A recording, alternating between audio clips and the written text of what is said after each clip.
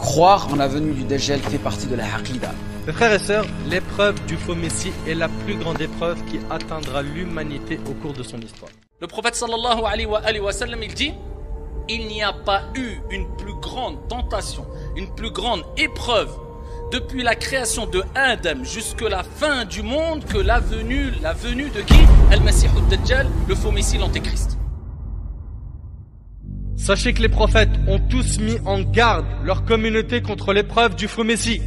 Parler de Al-Masih ad-Dajjal, c'est important et c'est une réalité. Mais aujourd'hui, dû aux événements dans lesquels nous vivons, la pression médiatique, le flux important de l'information sur le net, certaines personnes sont rentrées dans une paranoïa. Al-Masih ad-Dajjal, c'est pas comme certains pensent, parce que certains ils sont tellement dans un délire et ils sont tombés dans le monde des Illuminati, surtout avec Internet aujourd'hui. Hadith wala haraj. Certains sont rentrés dans une psychose. Ils passent leur temps à le chercher alors qu'ils n'ont même pas compris que c'est lui qui viendra à nous. Alors certains rentrent dans un autre excès en disant le Masih ad-Dajjal, non, c'est des textes qui sont la plupart faux. Dans une grande partie des sujets, en religion, on va trouver des textes qui sont faibles et d'autres textes dans le même sujet qui sont bons. Est-ce que ça fait qu'on rejette le sujet? Non. Les gens seront durement éprouvés peu de temps avant la venue du faux Messie. Le ciel retiendra sa pluie et la terre sa végétation. Il y aura une grande sécheresse et une grande famine. Ce que nous vivons dans ce 21e siècle et ce qui se passe en Palestine confirme que la période que nous vivons est la fin des temps. Muhammad sallallahu alayhi wa sallam, quant à lui, a davantage prévenu sa communauté au sujet de ce dernier. N'oubliez pas que Muhammad sallallahu alayhi wa sallam est le dernier prophète. Donc sa communauté sera plus apte à vivre cette fitna. Et nous devons avoir une ferme conviction concernant cette réalité. La fin du monde aura lieu d'après notre croyance. Avant de pénétrer dans le vif du sujet, sachez qu'il existe deux Messies. Al-Masih est la forme arabe de Messie. Comme Christ en est la traduction grecque. Le vrai et le faux. Le vrai, c'est le Messie, Jésus Isa alayhi salam, un Messie de la bonne voie. Il soignait les sourds muets et les lépreux en essuyant leur peau, d'où vient le terme Al-Masih. Et il y a le Messie de l'égarement, qui est le faux Messie, ou l'Antéchrist. Parlons du Masih ad-Dajjal. Al-Masih ad-Dajjal, l'Antéchrist, le faux Messie, est borné, a'war, et Allah n'est pas borné. Cet œil n'est ni exposé, ni gonflé, ni éteint, ni enfoncé, ni creux. Il est comme un raisin qui flotte. Donc le prophète alayhi salatu wa sallam dit que le Masih ad-Dajjal est borné. Et Allah n'est pas borné, rapporté par Bukhari Muslim. Et il dit entre ses deux yeux, il y a 3 lettres, Kaf, Fa, Ra. Tout le monde pourra les lire, celui qui sait lire ou pas, parmi les croyants. Et cela désignera soit Kafir ou bien Kafara, qui montrera sa dénégation. Le fait qu'il n'est pas croyant, qu'il s'est opposé à la croyance pure et saine. Que pourra lire tout musulman, lettré ou non. La description faite de lui indique aussi qu'il est stérile et n'en manque pas d'enfant. Dans Fath al-Bari, Ibn Hajar al-Asqalani nous dit « L'inscription sera vue par le croyant de ses propres yeux, même s'il ne sait pas écrire. Le mécréant ne le verra pas, même s'il sait écrire. » Il est plutôt petit de taille, corpulent, jeune, avec un teint entre la rougeur et la blancheur, aux cheveux crépus, et frisé, au front avancé, à la poitrine large et qui marche talons écartés.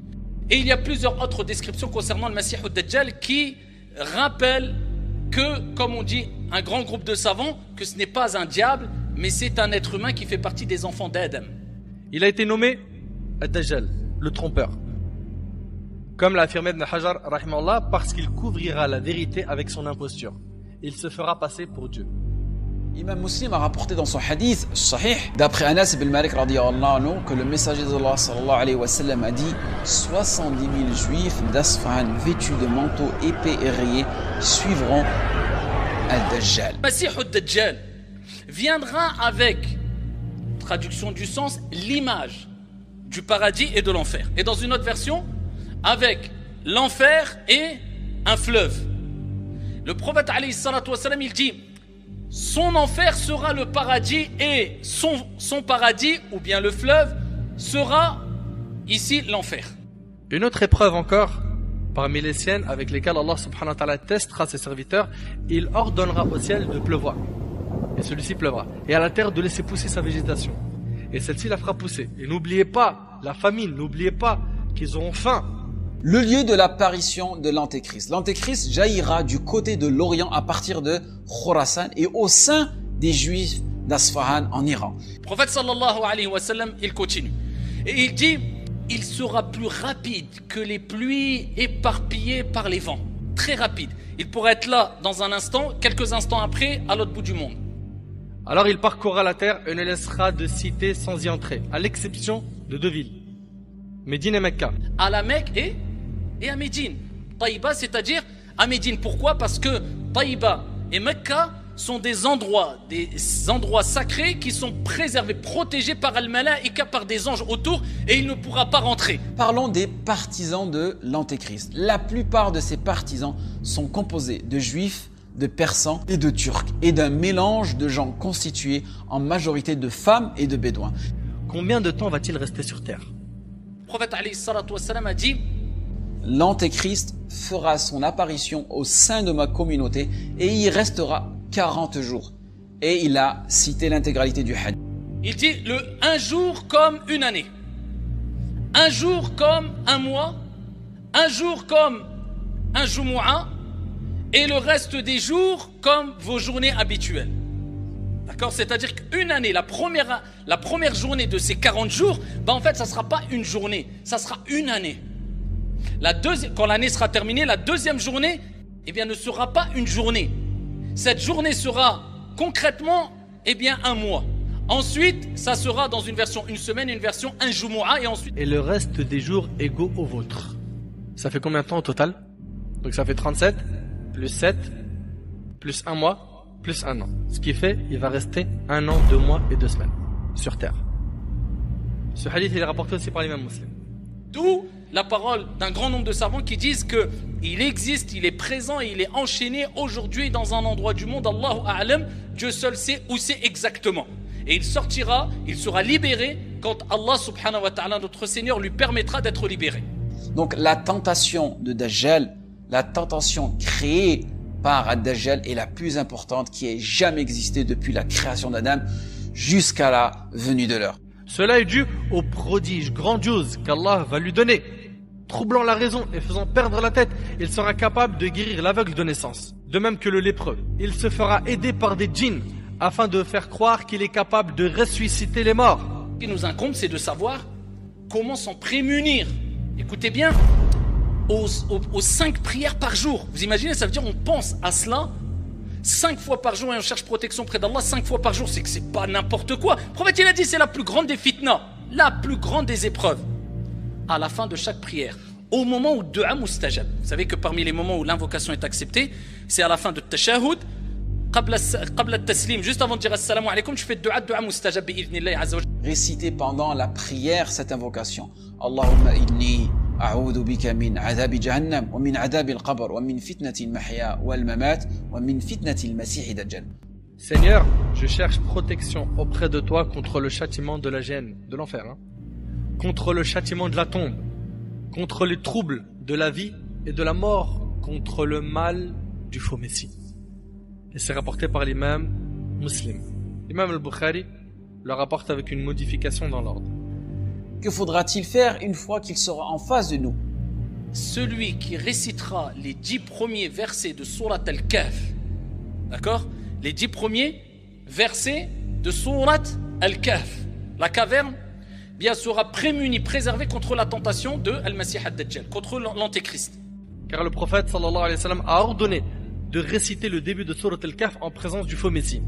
Dans d'autres versions, il est question de la fin de Surat Al-Kahf. Dans d'autres versions, il s'agit d'apprendre les 10 premiers versets. Le prophète, il dit, c'est la plus grande des épreuves, la plus grande des tentations. C'est quand le Masih ad-Dajjal va venir et va éprouver les gens. Par contre, il faut savoir une chose qui est très importante, le faux messie ne va pas venir forcer quelqu'un à devenir kafir. Il va exposer son jardin et son feu, il va troubler les gens et il partira ensuite. Parmi aussi les pouvoirs qu'il aura, il y aura le fait de tuer et de ressusciter un certain jeune homme. Ceci sera dû aussi aux grands actes extraordinaires qu'Allah lui donnera le pouvoir de faire. Abu Sa'id al-Khudri radiyallahu anhu rapporte que cet homme que le faux messie tuera fait partie des meilleurs hommes ou le meilleur des hommes. Il ira à la rencontre du faux messie en partant de la ville du messager d'Allah et dira au faux messie, je témoigne que tu es le faux messie dont le messager d'Allah nous a raconté le récit. Et le faux messie de dire, voyez-vous, si je tue celui-ci, puis le ressuscite, douterez-vous encore? Ils répondront non. Alors il le tuera, puis le ressuscitera. Et l'homme dira, par Allah, je n'ai jamais été aussi clairvoyant à ton propos qu'aujourd'hui. Le faux messie voudra le tuer, mais il n'aura plus le pouvoir, rapporté par le Bukhari. Maintenant, parlons de la fin de l'Antéchrist et de ses partisans. Et pour terminer, le Messie ad-Dajjal, eh bien, sera tué. Par qui? Par Jésus, Isa ibn Maryam, alayhi salam. Allah tabaraka wa ta'ala ordonnera à Isa, parce que Isa n'est pas mort, Jésus n'est pas mort. Et Allah tabaraka wa ta'ala dit dans Sourate An-Nisa, Sourate 4, versets 157 à 159, وَقَوْلِهِمْ إِنَّا قَتَلْنَا الْمَسِيحَ عِيسَى ابْنَ مَرْيَمَ رَسُولَ اللَّهِ وَمَا قَتَلُوهُ وَمَا صَلَبُوهُ وَلَكِنْ شُبِّهَ لَهُمْ وَإِنَّ الَّذِينَ اخْتَلَفُوا فِيهِ لَفِي شَكٍّ مِّنْهُ ما لهم به من علم إلا اتباع الظن وما قتلوه يقينا بل رفعه الله إليه وكان الله عزيزا حكيما وإن من أهل الكتاب إلا ليؤمنن به قبل موته ويوم القيامة يكون عليهم شهيدا. Comme Allah Jalla wa Ala dit, il n'a pas été tué, il n'a pas été crucifié, mais on lui a donné une ressemblance à un autre personnage et on l'a élevé et Allah l'a purifié. Isa alayhi salam. Ibn Taymiyyah rahmallah dit, il dit le Messie alayhi salam descendra assurément sur terre, comme cela est affirmé dans les hadiths authentiques, on les a vus. C'est pour cela qu'il se trouve au deuxième ciel. Allah dépêchera Isa, Jésus fils de Maryam. Le prophète alayhi salatu wa salam fait sahih a dit, quand Al-Masih ad-Dajjal verra Isa, il va fondre comme le sel fond dans l'eau. Ensuite, Isa le poursuivra après cela. Et il prendra la fuite jusqu'à ce que Isa, dans un endroit particulier en Palestine, eh bien, il l'attrapera. Il ira jusqu'à proximité de le Messie ad-Dajjal et Jésus, Isa alayhi salam, lancera sa lance et il tuera ici Al-Messie ad-Dajjal. Son exécution mettra fin à ses tentations. Puisse Allah subhanahu wa ta'ala le maudire. Non, c'est des épreuves lourdes. Hein. Ne pensez pas que c'est des petites épreuves. Hein. Et puis, peut-être certains d'entre nous se disent, bon, ça va, on a été prévenus, donc l'histoire elle est réglée. Un des signes de la venue de le Messie ad-Dajjal parmi les nombreux signes précurseurs, c'est que les orateurs, les prédicateurs, les imams, les savants parleront de moins en moins de lui. Et il est rapporté que parmi les signes annonciateurs de sa venue figure le fait d'oublier de parler de lui sur les manabir, les chers. C'est-à-dire que les imams ils vont plus en parler sur les minbar. Et c'est rapporté par la Haythami. Il rajoute, surtout à notre époque durant laquelle les troubles se sont propagés, les malheurs multipliés, les enseignements de la sunna ont dépéri, les pratiques prophétiques devenues des innovations et les innovations une législation à suivre. Wala hawla wala quwwata illa billah al-ali al-azim. أسأل الله تبارك وتعالى أن ينفعني بما قلت وننفعكم بما سمعتم هذا ما أعلم والله تبارك وتعالى أعلى وأعلم سبحانك اللهم وبحمدك أشهد أن لا إله إلا أنت أستغفرك وأتوب إليك جزاكم الله خير والسلام عليكم ورحمة الله